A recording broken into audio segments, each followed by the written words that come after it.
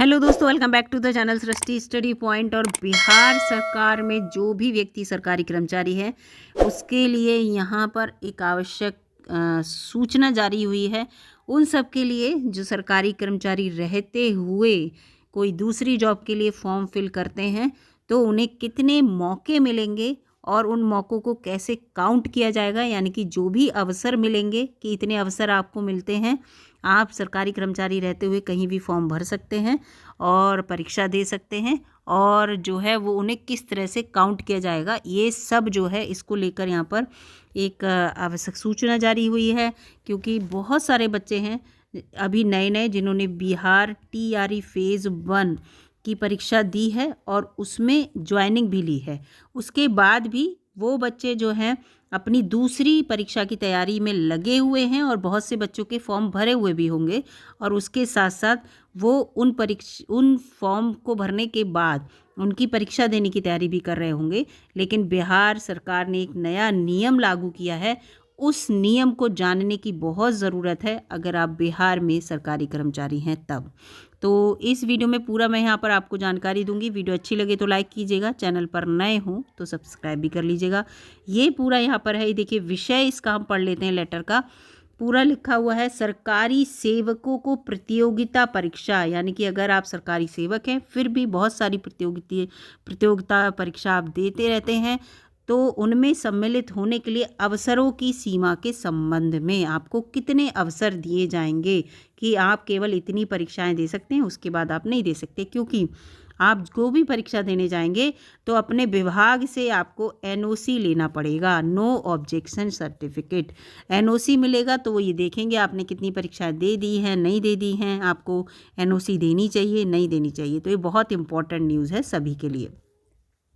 ये पूरा यहाँ पर लिखा है, निर्देशानुसार कहना है कि प्रसंग वर्णित अव्यावेदन द्वारा सामान्य प्रशासन विभाग के का संकल्प संख्या, ये पूरा दिया हुआ है 2218 दिनांक 12/12/2022 के तहत सरकारी सेवकों को प्रतियोगिता परीक्षा में सम्मिलित होने के लिए अवसरों की सीमा की गिनती कैसे गिनती होगी के संदर्भ में पृच्छा की गई है कि उक्त गिनती आवेदन करने से मानी जाएगी अथवा माने या वास्तविक रूप से आप परीक्षा में सम्मिलित हो रहे हैं तब से मानी जाएगी।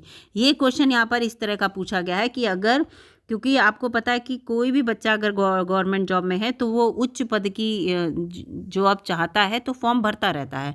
बहुत से ऐसे होते हैं फॉर्म भर देते हैं फिर परीक्षा नहीं देते हैं।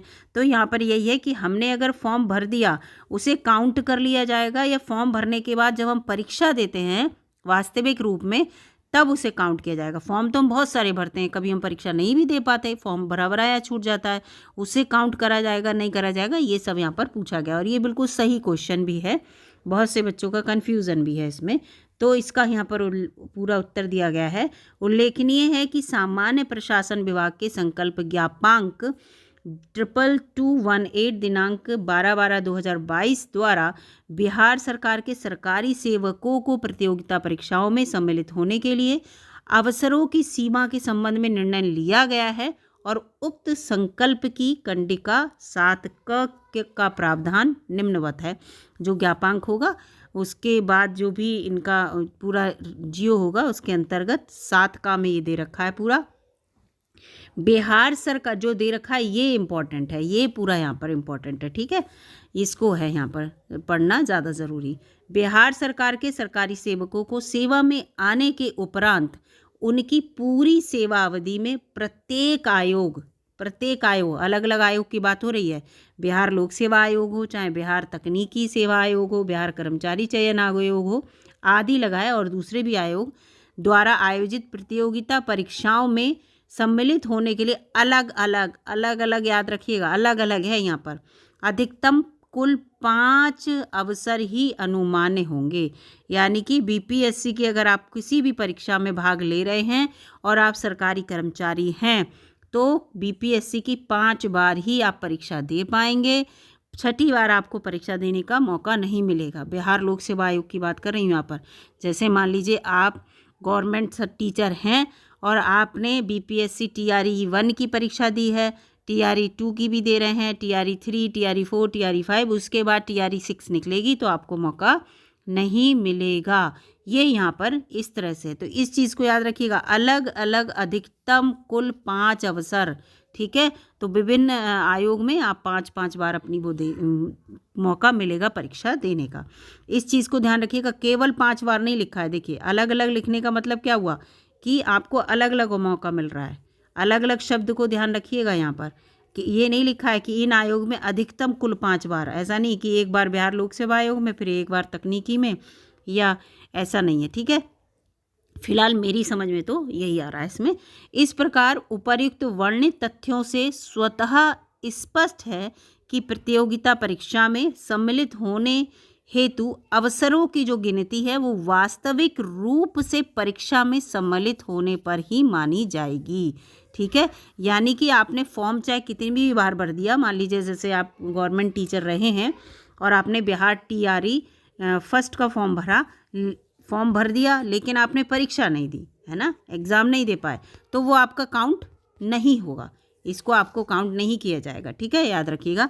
लेकिन अगर आपने फॉर्म भरा और फिर एग्ज़ाम में भी बैठे, आप एग्ज़ाम दिया, पास हुए नहीं हुए वो एक सेकेंडरी चीज़ है कि आप पास हुए फेल हुए, वो दूसरी चीज़ है, लेकिन आप अगर एग्ज़ाम में बैठे हैं तो उसे काउंट किया जाएगा। यहाँ पर ये बात ये कह रहे हैं। तो फिलहाल ये है कि फॉर्म जैसे, क्योंकि बहुत से बच्चे ऐसे हैं फॉर्म बहुत सारे भरते हैं, बहुत सारे डिपार्टमेंट में वैकेंसी आती हैं और बच्चा बहुत सारे फॉर्म भरता है, लेकिन कभी कभी विभाग से छुट्टियां नहीं मिलती, कभी और अपने कारण होते हैं पर्सनल, जिसकी वजह से पेपर नहीं दे पाते।